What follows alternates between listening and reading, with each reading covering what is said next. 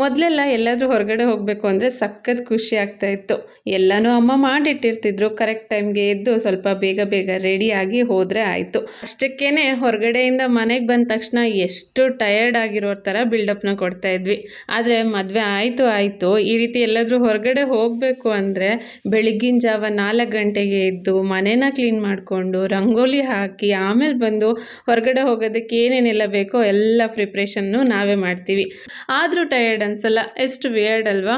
ಕೆಲವೊಂದು ಸರಿ ಇದು ನಾನೇನಾ ಅಂತ ಕೂಡ ಫೀಲ್ ಆಗುತ್ತೆ. ಖಂಡಿತ ನಿಮಗೂ ಹಾಗೆ ಅನಿಸಿರುತ್ತೆ ಅಲ್ವಾ? ಅಫ್ಕೋರ್ಸ್ ಎಲ್ಲ ಹೆಣ್ಮಕ್ಳಿಗೂ ಕೂಡ ಈ ರೀತಿ ಫೀಲ್ ಆಗುತ್ತೆ. ಇನ್ನು ಕಾರ್ ತೊಗೊಂಡ್ಮೇಲೆ ಫಸ್ಟು ಮನೆ ದೇವ್ರ ದರ್ಶನಕ್ಕೆ ಹೋಗಿ ಬರಬೇಕಲ್ವಾ? ಅದಕ್ಕೆ ಅಂತ ಹೇಳಿ ಇವತ್ತು ರೆಡಿ ಆಗ್ತಾ ಇದ್ದೀವಿ. ಬೆಳಿಗ್ಗೆ 4 ಗಂಟೆಗೆ ಎದ್ದು ಮನೆಯನ್ನೆಲ್ಲ ಕ್ಲೀನ್ ಮಾಡಿಕೊಂಡು ರಂಗೋಲಿ ಹಾಕಿ ಬಂದು ಈಗ ಅಡುಗೆ ಪ್ರಿಪೇರ್ ಮಾಡ್ಕೊಳ್ತಾ ಇದ್ದೀನಿ. ನಮ್ಮ ಉತ್ತರ ಕರ್ನಾಟಕದ ಕಡೆ ಎಲ್ಲ ಈ ರೀತಿ ಹೊರಗಡೆ ಎಲ್ಲಾದರೂ ಬುತ್ತಿ ತೊಗೊಂಡೋಗ್ಬೇಕು ಅಥವಾ ಟ್ರಾವೆಲ್ ಮಾಡಬೇಕು ಅಂದರೆ ಒಂದು ಕಾಳು ಪಲ್ಯ, ಬದನೆಕಾಯಿ ಎಣ್ಗಾಯಿ, ಜೋಳದ ರೊಟ್ಟಿ, ಮೊಸರು ಬುತ್ತಿ, ಶೇಂಗಾ ಹಿಂಡಿ ಇದಿಷ್ಟು ಇದ್ಬಿಟ್ರೆ ಸ್ವರ್ಗಕ್ಕೆ 3 ಗೇಣು ನಮಗೆಲ್ಲ. ಇದನ್ನೆಲ್ಲ ಕಟ್ಕೊಂಡು ನಾವು ಚಂದ್ರಗುತ್ತಿಗೆ ಹೋಗೋ ಅಷ್ಟರಲ್ಲೇ 11:30 ಆಗಿತ್ತು.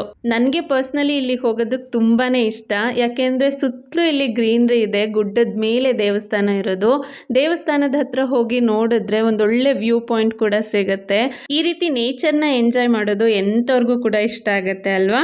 ಅಲ್ಲೇ ಸ್ವಲ್ಪ ಹೊತ್ತು ಕೂತು ಆಮೇಲೆ ಸಿಗಂದೂರು ಕಡೆ ಬಂದ್ವಿ. ಬರ್ತಾ ದಾರಿನಲ್ಲೇ ಒಂದು ಮರದ ಕೆಳಗಡೆ ತಂಪಾಗಿತ್ತು.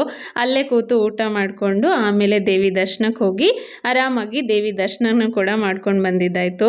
ಸೊ ಇದಿಷ್ಟು ಇವತ್ತಿನ ನನ್ನ ಮಿನಿ ವ್ಲಾಗು. ಸಿಗ್ತೀನಿ ನೆಕ್ಸ್ಟ್ ಮಿನಿ ವ್ಲಾಗಲ್ಲಿ. ಬಾಯ್.